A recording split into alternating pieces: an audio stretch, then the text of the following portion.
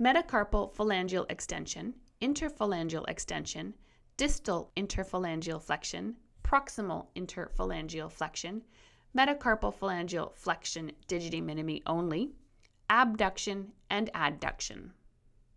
Metacarpal phalangeal extension against gravity. With the forearm pronated and supported on the table, the wrist is in neutral position and the MP and IP joints are relaxed in a flexed posture. Instruct your client to lift their knuckle as straight as far as it will go, keeping the rest of your fingers bent. Now ask them to demonstrate half the range of motion and provide the instructions, do not let me press your knuckle down. Finger metacarpal phalangeal extension, gravity, reduced. With the forearm supported in mid position and the wrist in neutral, the fingers are flexed. Instruct your client to move your knuckle back as far as it will go, one at a time, keeping the rest of your fingers bent. Now ask them to move halfway through the range of motion and provide the instructions, do not let me move your finger.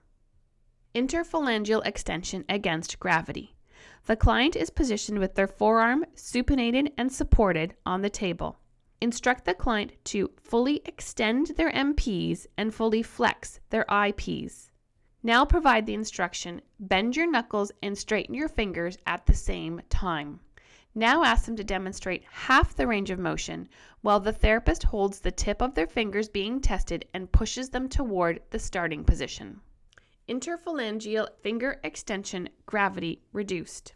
With the client's arm resting in the mid position, instruct the client to fully extend their MP joints and fully flex their IP joints. Provide the instruction, bend your knuckles and straighten your fingers at the same time. Ask them to do it again and halfway through the range of motion, apply pressure to the tips of their fingers and pushing them toward the starting position and provide the instructions, do not let me move your fingers.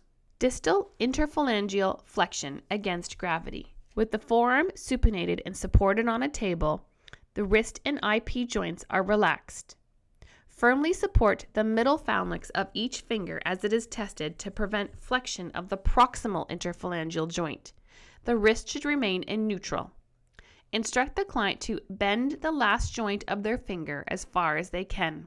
Now ask them to provide half the range of motion while the therapist places one finger on the pad of the patient's finger and applies resistance towards extension, instructing, do not let me move your finger. Distal interphalangeal flexion, gravity, reduced.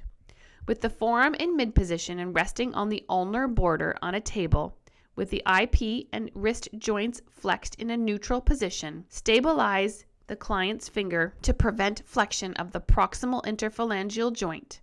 Instruct the client to bend your last joint of your finger as far as you can. Once again, ask them to move halfway through the range of motion and provide the instructions, do not let me move your finger.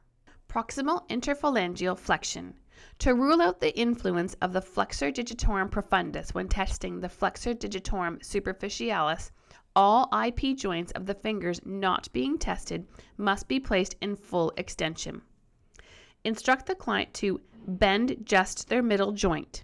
Ask the client to demonstrate the range of motion once again and provide the instructions, do not let me move your finger.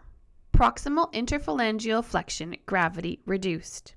With the client's forearm supported in mid position and the wrist and MP joints in a relaxed neutral position, again, rule out the influence of flexor digitorum profundus by holding all other joints of the untested fingers in full extension. Ask them to bend the joint being tested, and once again ask them to move halfway through the range of motion and provide the instructions, do not let me move your finger. Metacarpal phalangeal flexion against gravity.